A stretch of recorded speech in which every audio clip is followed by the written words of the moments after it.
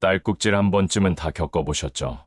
밥 먹다 갑자기 컥 하고 올라올 때 식구들 앞이라도 민망했던 그 순간.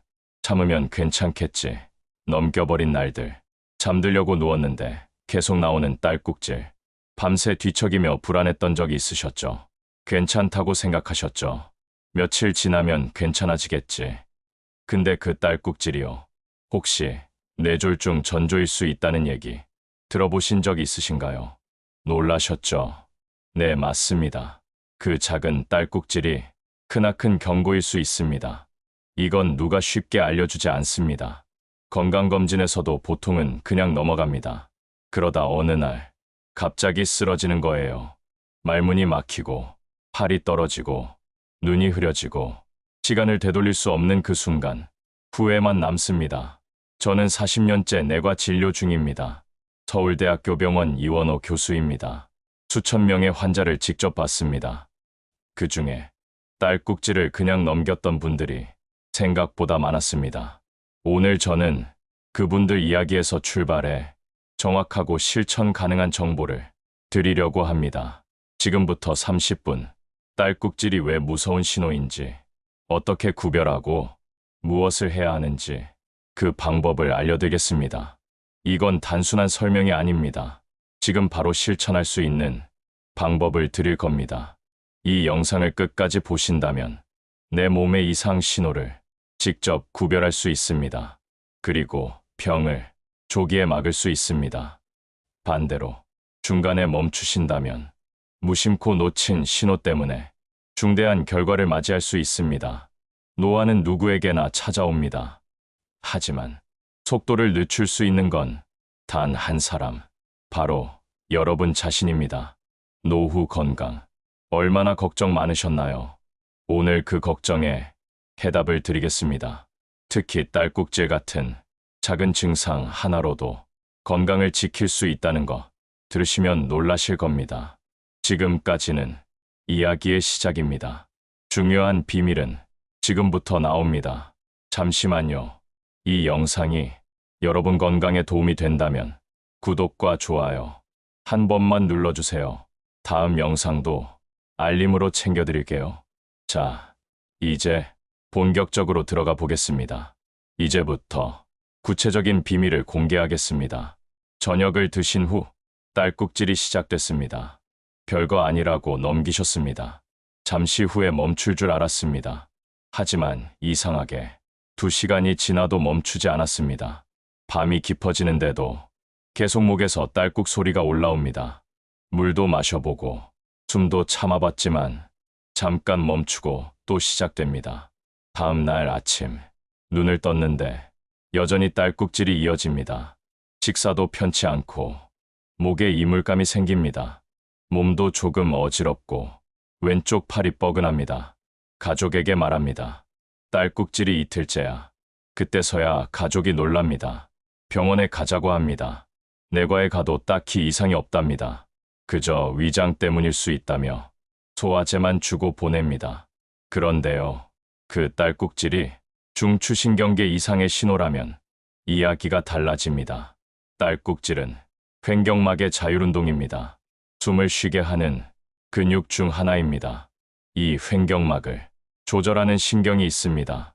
그 신경에 작은 염증이 생기거나 압박이 가해질 경우 딸꾹질이 멈추지 않게 됩니다. 특히 뇌간, 즉 뇌와 척수 사이 연결 부위에 이상이 생겼을 때 지속적인 딸꾹질이 발생합니다. 뇌간은 호흡과 맥박을 조절합니다. 작은 변화도 생명에 직접적 영향을 줍니다. 문제는 이 신호가 너무 미세하다는 겁니다. 환자 본인이 아니면 거의 눈치채지 못합니다. 더 놀라운 건 이 증상이 뇌졸중 전조로 나타난다는 겁니다. 딸꾹질이 48시간 이상 지속된다면 그건 단순한 증상이 아닙니다. 뇌혈관이 막히거나 터지기 직전의 경고일 수 있습니다. 특히 70세 이후 혈관의 탄력성이 줄어들고 혈류가 느려지면 이런 신호가 잘 나타납니다. 게다가 고혈압이나 당뇨가 있다면 위험성은 더 높아집니다. 하지만 병원에서도 딸꾹질은 대수롭지 않게 보기도 합니다. 그래서 스스로 이 신호를 알아채야 합니다. 몸이 보내는 비정상적인 리듬, 지속적으로 반복되는 소리, 목에 걸리는 이물감, 이 모든 게 중추신경계의 경고등일 수 있습니다. 한 환자분은 딸꾹질이 나흘간 멈추지 않았습니다. 가벼운 피로감 외엔 큰 증상이 없었습니다. 하지만 MRI 촬영 결과 뇌간 부위에 작은 뇌경색이 있었습니다. 만약 며칠만 더 늦었다면 말을 못하거나 팔이 마비될 수 있었습니다. 딸꾹질을 그냥 넘긴 대가는 너무도 무거울 수 있습니다. 지금 여러분께서 딸꾹질이 계속된다면 바로 체크해야 할 것이 있습니다. 그건 바로 시간입니다. 언제부터 시작되었는지, 몇 시간 이상 지속됐는지 이것을 꼭 기록해 두셔야 합니다. 또 하나는 다른 증상과의 동반입니다. 어깨나 팔이 당긴다든가, 치아가 흐려진다든가, 말이 꼬이는 느낌이 든다면 즉시 진료가 필요합니다. 이제 아시겠죠? 딸꾹질은 그냥 소리가 아닙니다. 몸속 어딘가가 도움을 요청하는 신호입니다. 조용하고 작지만 가장 큰 경고일 수 있습니다. 이제부터 이 경고를 놓치지 않는 법, 그 실질적인 방법을 알려드리겠습니다. 이른 아침이었습니다. 환자분은 혼자 차를 마시고 있었습니다. 컵을 들었는데 손에서 미끄러졌습니다. 팔이 힘이 풀린 느낌. 하지만 금방 돌아오니까 그냥 넘기셨습니다. 말을 하려 했는데 입이 약간 굳는 느낌. 침이 샜지만 졸려서 그런가 하고 웃으셨죠. 그러고 나서 딸꾹질이 시작됐습니다. 자꾸 반복되는 딸꾹질. 목이 간질간질하고 가래가 자주 올라왔습니다. 가슴이 먹먹하고 속이 답답했습니다. 그러던 어느 날 집에서 갑자기 쓰러지셨습니다. 팔이 안 올라가고 눈동자가 한쪽으로 쏠렸습니다. 119를 부르고 응급실에 갔을 땐 이미 말이 잘 안 나오고 있었습니다. 바로 뇌졸중이었습니다. 그 전에 이미 여러 신호가 있었습니다. 하지만 다들 나이 들어서 그렇겠지 하고 넘겼던 것들입니다. 사실 뇌졸중은 큰 증상보다 작은 변화로 먼저 나타납니다. 특히 노년기에는 몸이 보내는 신호가 미세합니다.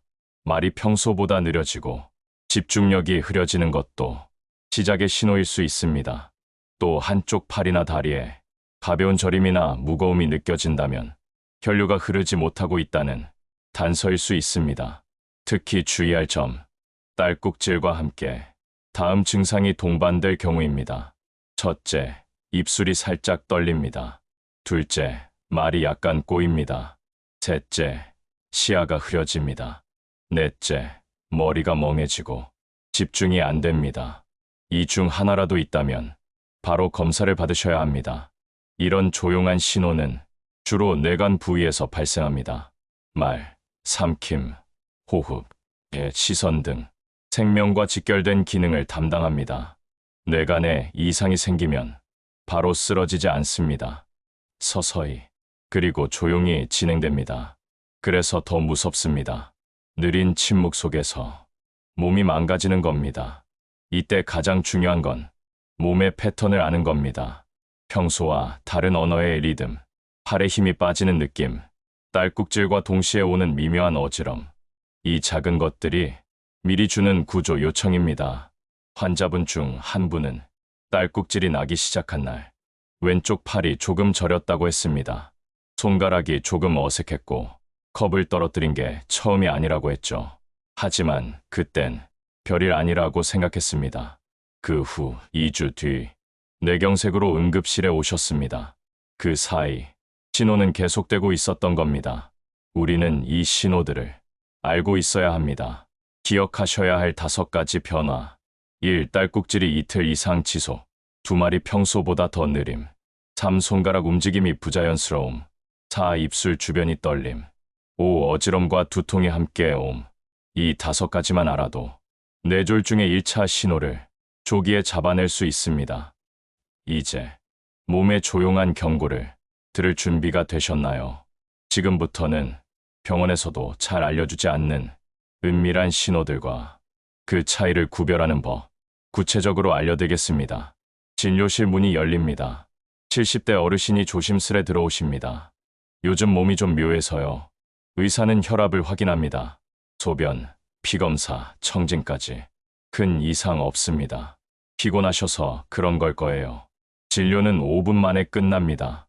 하지만 그 어르신, 딸꾹질이 나을째 멈추지 않았습니다. 입안이 마르고 말할 때 자주 숨이 찼습니다. 손으로 종이를 자주 떨어뜨렸습니다. 그걸 말하지 않으면 의사도 모릅니다. 말해도 나이 탓이라며 지나칩니다. 이게 현실입니다. 병원은 병을 찾는 곳입니다. 그러나 징조를 찾는 곳은 아닙니다. 딸꾹질은 자주 오지만 병원에선 병으로 치지 않습니다. 환자도 별일 아니겠지 하고 넘깁니다.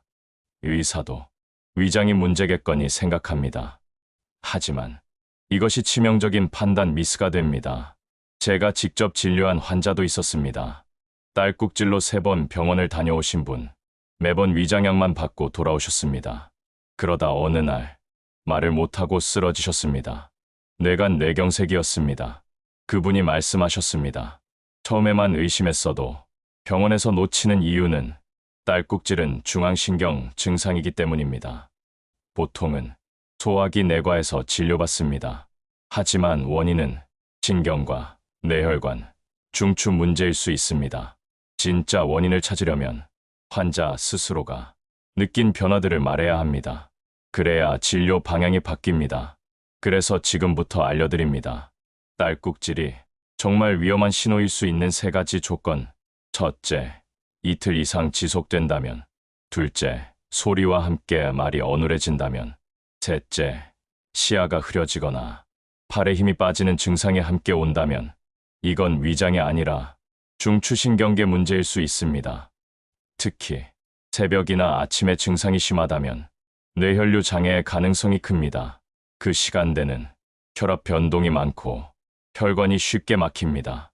그리고 평소와 다르게 손글씨가 흐트러졌다면 이것도 매우 중요한 신호입니다. 모든 변화는 작은 데서 시작됩니다. 어느 날 갑자기 단추가 잘 안 잠겨지고 젓가락질이 어색해진다. 이 모든 것이 뇌의 균형이 깨지고 있다는 신호일 수 있습니다. 그걸 가장 먼저 본인이 알아차려야 합니다. 병원은 이상이 보여야 움직입니다. 그러기 전에 우리가 먼저 움직여야 합니다. 딸꾹질, 그 소리에 귀 기울여야 합니다. 혼자만 아는 몸의 불편한 리듬, 그 안에 생명을 지키는 힌트가 있습니다. 이제부터는 이런 신호가 나타났을 때 집에서 바로 할 수 있는 응급 점검법, 그리고 3단계 확인법, 구체적으로 알려드리겠습니다. 거울 앞에 서보세요.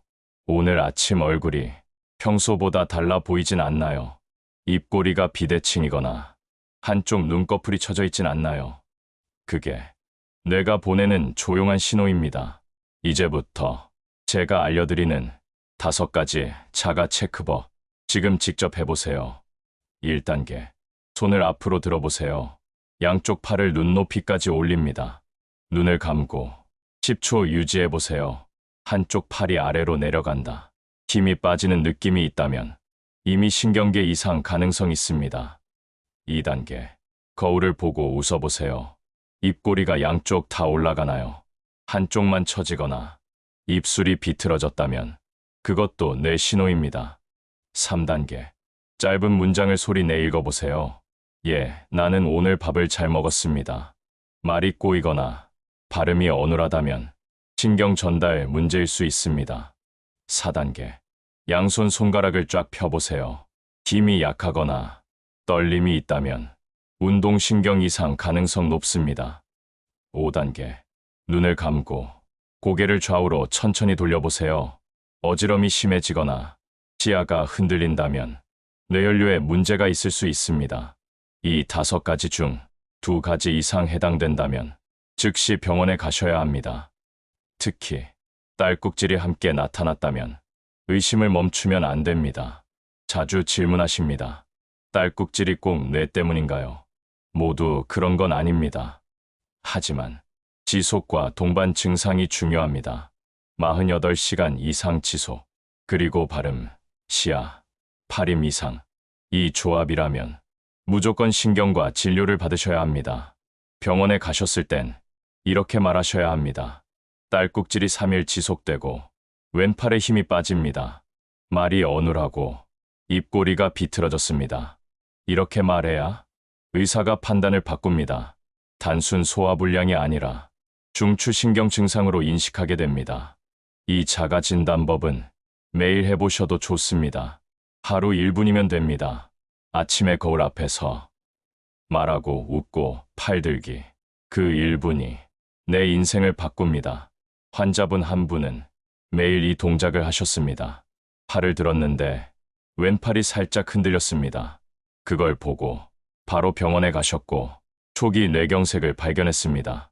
그분은 지금도 건강히 운동도 하시고 밥도 맛있게 드십니다. 작은 습관이 큰 병을 막는 길입니다. 자, 지금 여러분, 이 자가 진단법 한번 직접 해보셨나요? 잠깐이라도 이상했다면 절대 무시하지 마세요. 그 신호는 몸이 보내는 구조 요청입니다. 이제부터는 딸꾹질이 시작되었을 때 가장 먼저 해야 할 응급 대처법, 그리고 병원에 갈지 말지를 판단하는 3분 체크 루틴을 다음 페이지에서 정확하게 알려드리겠습니다. 갑자기 딸꾹질이 시작됩니다. 30분을 넘기고 3시간을 넘기고 잠들기 전까지도 계속됩니다. 아무 약도 듣지 않고 숨 쉴 때마다 불편합니다. 그럴 땐 지금부터 이걸 꼭 해보셔야 합니다. 먼저 종이와 펜을 꺼냅니다.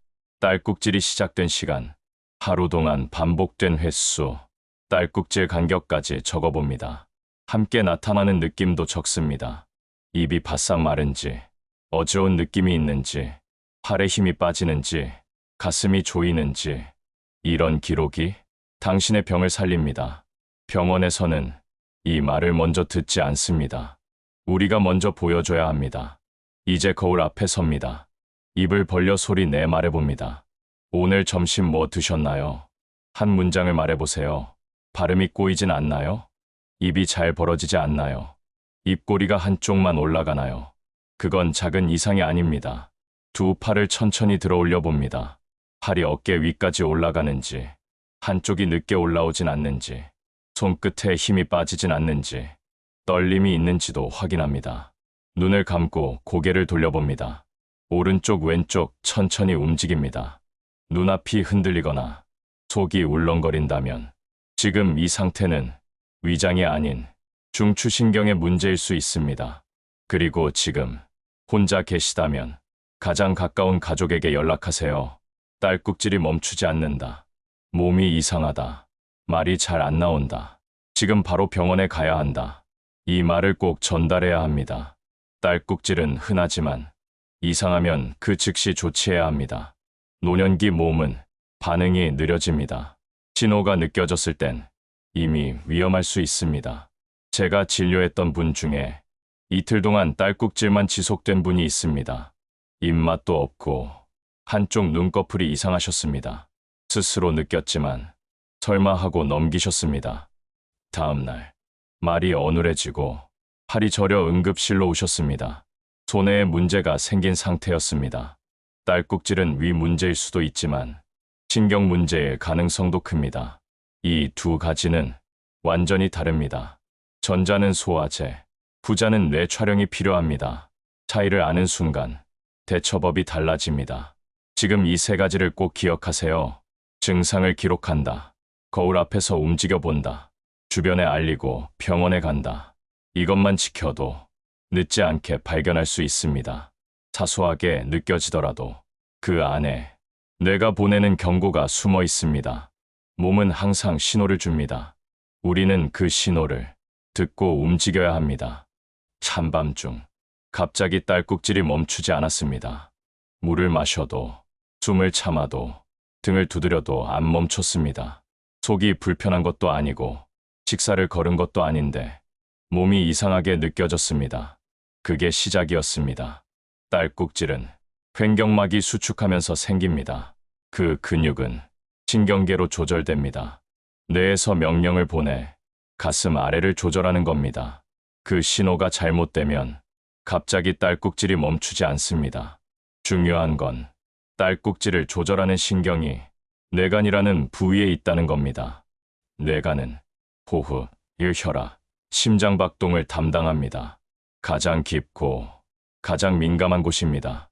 거기서 문제가 생기면 딸꾹질이 멈추지 않고 다른 증상도 같이 옵니다. 60대 후반 남성 환자였습니다. 평소 건강했고 걷기도 잘하셨습니다. 그날 밤 딸꾹질이 2시간 넘게 지속됐습니다. 입술이 떨렸고 말이 어눌해졌습니다. 가족이 바로 응급실로 모셨습니다. MRI 결과 뇌간 경색이었습니다. 다행히 빠른 대처 덕분에 회복 후 혼자 걷고 계십니다. 이런 사례는 적지 않습니다. 계속된 딸꾹질이 뇌의 미세 출혈이나 소규모 경색의 신호인 경우 심각한 합병증으로 이어집니다. 그 시작은 아주 평범하고 사소한 증상이었습니다. 병원에서도 종종 놓칩니다. 딸꾹질을 위장 문제로 생각합니다.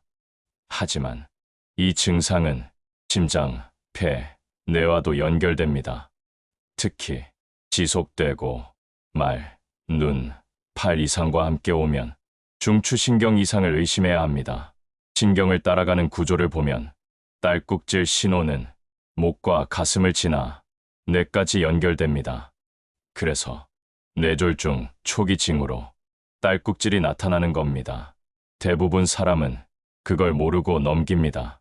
뇌간 손상은 초기엔 아주 조용합니다. 두통도 없고 팔다리도 잘 움직입니다.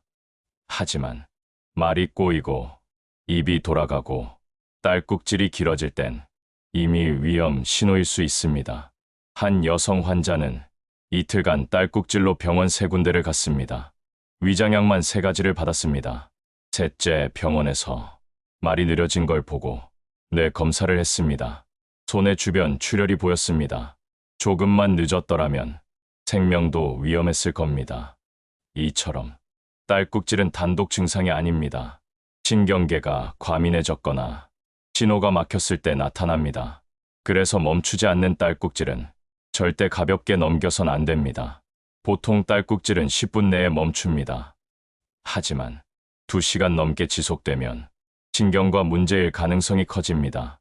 48시간 넘으면 거의 대부분 중추 문제로 봅니다. 이 정보를 모르는 환자도 많고 모르는 의사도 있습니다. 그래서 스스로 판단하고 행동해야 하는 겁니다. 지금 멈추지 않는 딸꾹질이 있다면 그건 단순 자극이 아닙니다. 뇌가 보내는 경고입니다. 진료실 문이 열립니다. 의사가 당신을 쳐다봅니다. 어디가 불편하세요? 그 말이 시작입니다. 딸꾹질이 멈추지 않아요. 이 한마디로 끝나선 안 됩니다. 병원에서 정확히 전달해야 제대로 된 진단을 받을 수 있습니다. 말의 순서와 표현이 당신을 살릴 수 있습니다. 딸꾹질만 말하면 위장약이 나옵니다. 하지만 말하는 방식이 다르면 진단과 처방이 바뀝니다. 당신은 이렇게 말해야 합니다. 4일 전부터 딸꾹질이 계속돼요. 밥을 먹지 않아도 나와요. 자는 중에도 터져 나옵니다. 물 마셔도 숨 참아도 계속 이어졌어요. 오늘 아침부터는 말도 조금 어눌해졌고 왼쪽 팔이 묵직했어요. 이렇게 말하면 의사의 눈빛이 바뀝니다. 진료의 흐름이 달라집니다. 단순 위장약이 아니라 신경학적 검사를 하게 됩니다. 병원에선 보통 딸꾹질은 위장 증상으로 봅니다. 그래서 당신이 다른 증상을 정확히 말해줘야 합니다. 말이 어눌했다. 팔이 무거웠다. 눈이 떨렸다. 이런 정보는 CT나 MRI로 바로 연결됩니다. 실제 사례입니다. 70대 남성 환자. 딸꾹질 3일 지속. 처음 병원선 위경련약 처방. 2번째 병원선 역류성 식도염. 3번째 병원선. 가족이 동반했고 왼쪽 입꼬리 처짐을 보고 응급으로 MRI 촬영. 뇌간 경색 발견. 설명이 달랐기에 3번째 병원에서 발견된 겁니다. 딸꾹질만 말하면 간과됩니다. 신체의 다른 변화까지 구체적으로 묘사해야 합니다. 다음은 기억해야 할 표현입니다. 딸꾹질이 수시간 이어졌습니다. 밤에도 멈추지 않았습니다. 말이 잘 안 나왔습니다. 손끝에 힘이 빠졌습니다. 걸을 때 어지러웠습니다. 왼쪽 팔이 무겁게 느껴졌습니다. 침 삼키기 어려웠습니다. 눈이 떨렸습니다. 이 중 한 가지라도 있다면 신경계 검사를 요구해야 합니다. 그걸 말로 설명하지 않으면 진료는 방향을 잃습니다.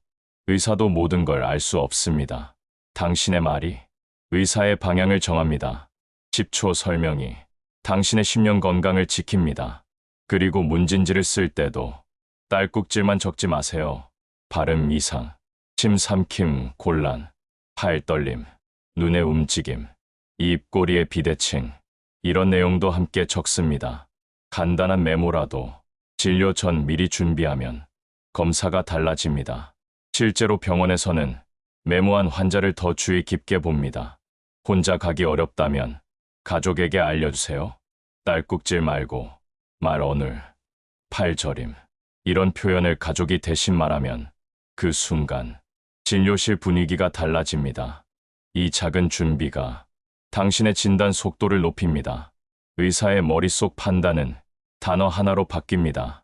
검사 순서도 말 한마디로 결정됩니다. 오늘 알려드린 방법은 많은 환자분이 실수하고 놓치는 부분입니다. 딸꾹질은 위장 문제가 아닐 수 있습니다. 설명은 뇌 문제처럼 하셔야 합니다. 진료실 문이 열립니다. 의사가 당신을 쳐다봅니다. 어디가 불편하세요? 그 말이 시작입니다. 딸꾹질이 멈추지 않아요. 이 한마디로 끝나선 안 됩니다. 병원에서 정확히 전달해야 제대로 된 진단을 받을 수 있습니다. 말의 순서와 표현이 당신을 살릴 수 있습니다. 딸꾹질만 말하면 위장약이 나옵니다. 하지만 말하는 방식이 다르면 진단과 처방이 달라집니다. 당신은 이렇게 말해야 합니다. 사흘 전부터 딸꾹질이 계속돼요. 밥을 먹지 않아도 나와요. 자는 중에도 터져 나옵니다. 물 마셔도 숨 참아도 계속 이어졌어요. 오늘 아침부터는 말도 조금 어눌해졌고 왼쪽 팔이 묵직했어요. 처음 간 병원에서는 소화제만 처방받았지만 증상이 멈추지 않았습니다. 다시 찾은 다른 병원에서는 역류성 식도염 진단을 받았습니다. 하지만 상태가 더 악화돼 마지막 병원에 갔을 때 가족이 함께 와서 말과 팔 상태를 상세히 설명했습니다. 그때서야 신경학적 검사가 시작됐고 뇌관 경색이 발견됐습니다. 이처럼 딸꾹질만으로는 정확한 진단이 어렵습니다.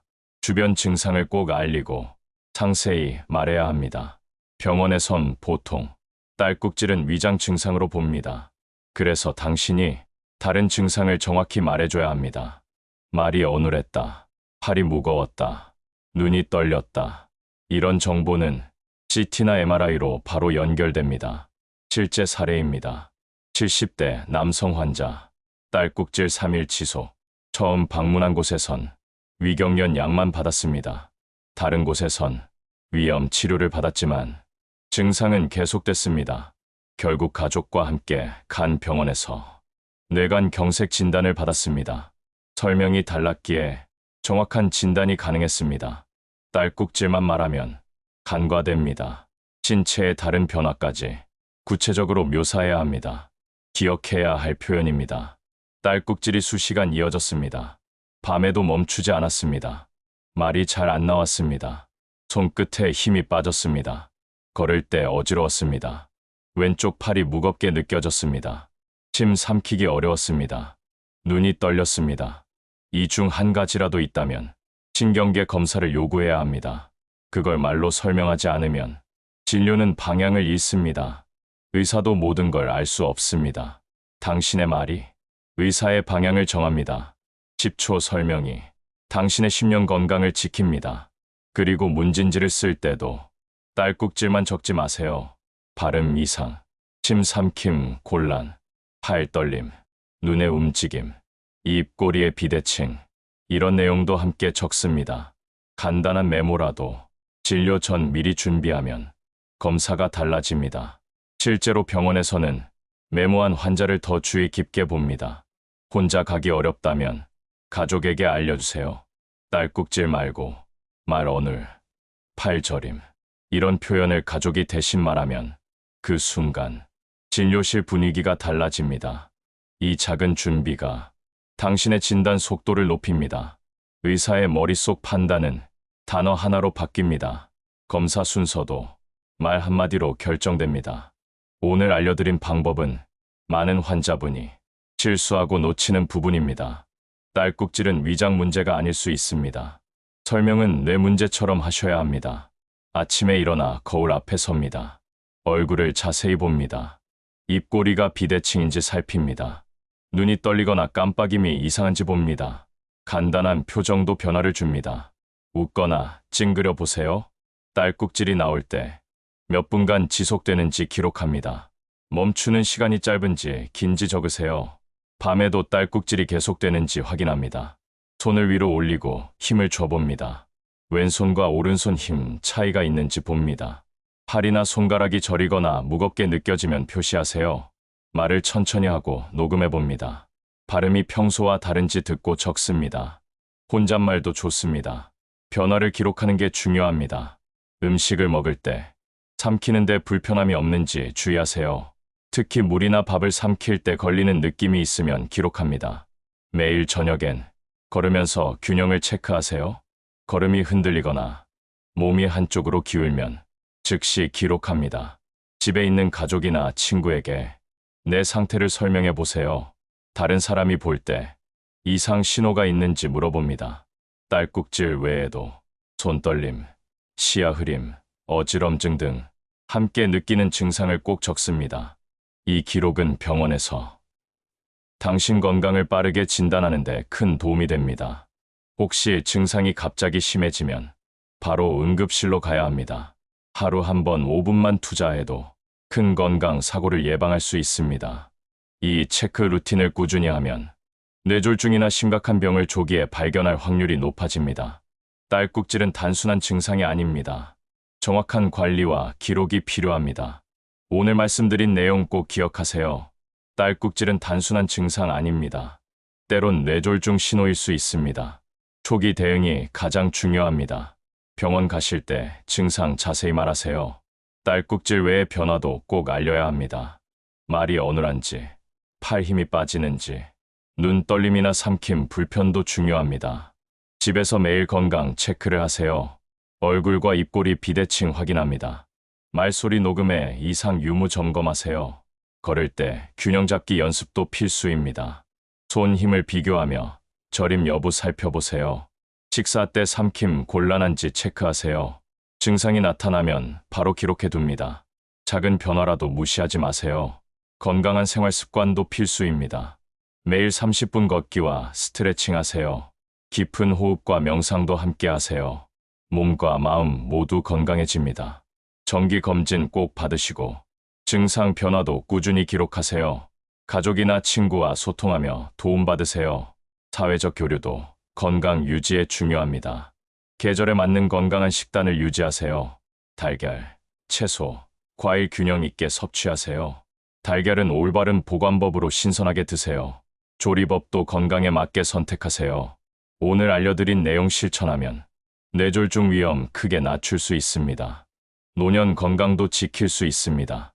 이 영상 끝까지 보지 않으면 중요한 신호 놓칠 수 있습니다. 적극적 관리가 생명을 살립니다. 구독과 좋아요 눌러주세요. 더 많은 건강 정보 전해드리겠습니다. 다음 영상에서 또 만나요.